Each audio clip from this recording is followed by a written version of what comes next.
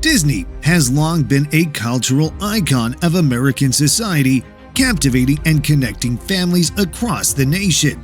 However, it is now facing a series of challenges that threaten its very foundation. The prospect of losing local Disney stores has left millions of fans devastated. The remaining Disney stores are scarce and lack the enchantment they once had. The decline of this magical culture is caused by various factors. The mall foot traffic is decreasing day by day, and the cost of maintaining these elaborate retail spaces is massive and has led to the product prices being skyrocketed. The dire situation has left fans wondering if the magic of Disney has now become unattainable. The burning question on the minds of Disney fans is the Disney era over? In this video, we'll explore whether this is truly the end of the Disney era or just a new chapter in its history. So, let's get started and you'll have a clear picture of it at the end. The recent developments have raised concerns about the future of the company. Disney is facing a multitude of challenges that could change its destiny. Disney is right in the middle of a culture war, but that is just the tip of the iceberg when it comes to the challenges they're dealing with.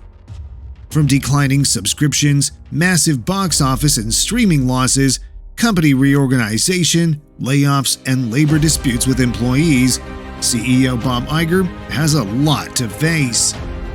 Iger's return has sparked optimism among investors, and Disney is now actively working to address the challenges it faces. The company understands that it needs to honestly examine its strategies and operations to identify what's working well and what needs improvement. While Iger's leadership alone cannot save the company, his return has paved the way for a thorough evaluation of Disney's strategy in the streaming landscape and will hopefully increase its earnings. First off, let's talk about the reorganization of Disney and the possibility of job cuts. Despite higher revenue, Disney's earnings have taken a 30% hit compared to the previous year. To save the company from drowning in more debt, the company has to forget about the reorganization of the company for now. Along with the reorganization, there are also concerns about potential job cuts. Layoffs have been widespread throughout the media industry. This is mostly due to the prediction that in the following years, there will be fewer advertising dollars as well as consumer spending. Disney has so far managed to avoid making any significant number of layoffs. However, it's a topic that's hard to ignore. Now let's talk numbers. Shares of Disney, DIS, have been on the rise since Iger's return was announced in November, increasing by about 20%. While this is impressive, it's worth noting that other media companies, such as Netflix, have experienced even greater profits during the same period, leaving Disney a little behind in terms of profits. Nonetheless, investors are expecting that Iger's upcoming plans for restructuring and cost reduction will hopefully reshape the strategy that will cause Disney's financial growth in the streaming media landscape.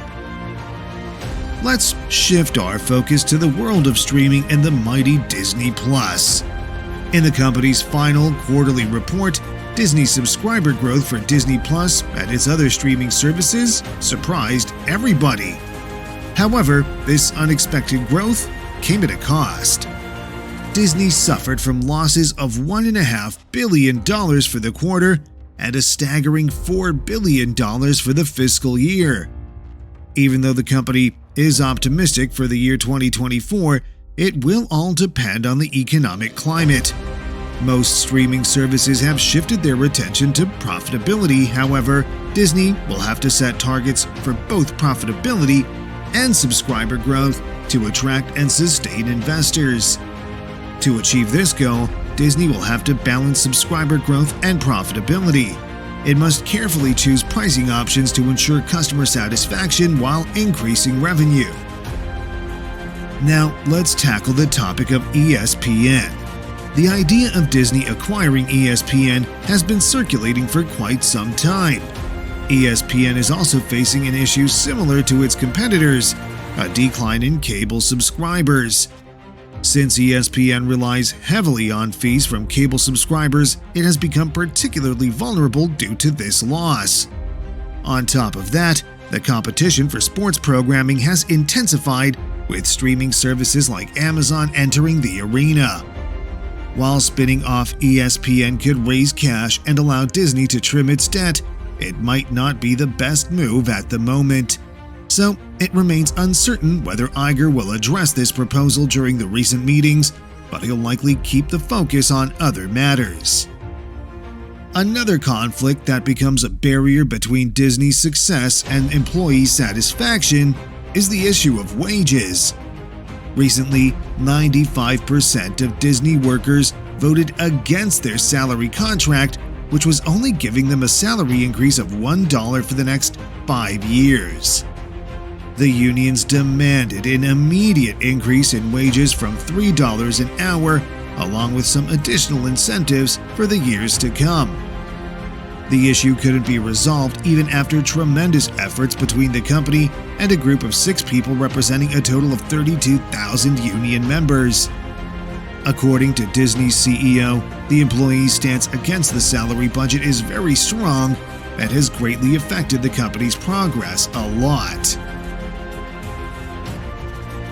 However, the worst is yet to come.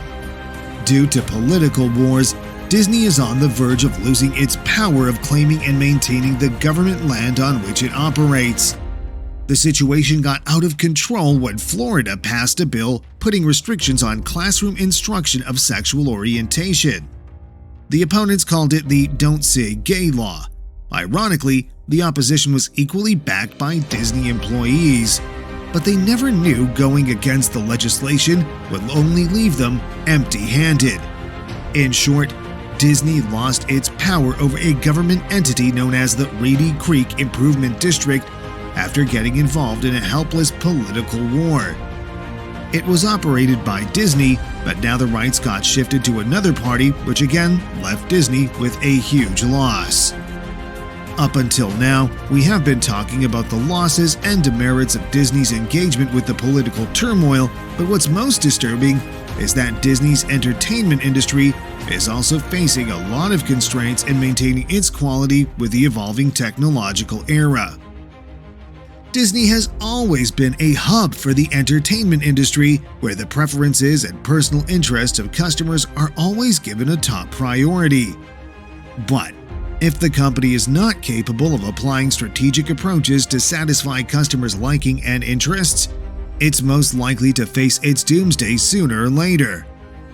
Over the recent years, Disney has faced extreme criticism on the release of its new product in the market due to repetitive and obsolete characters.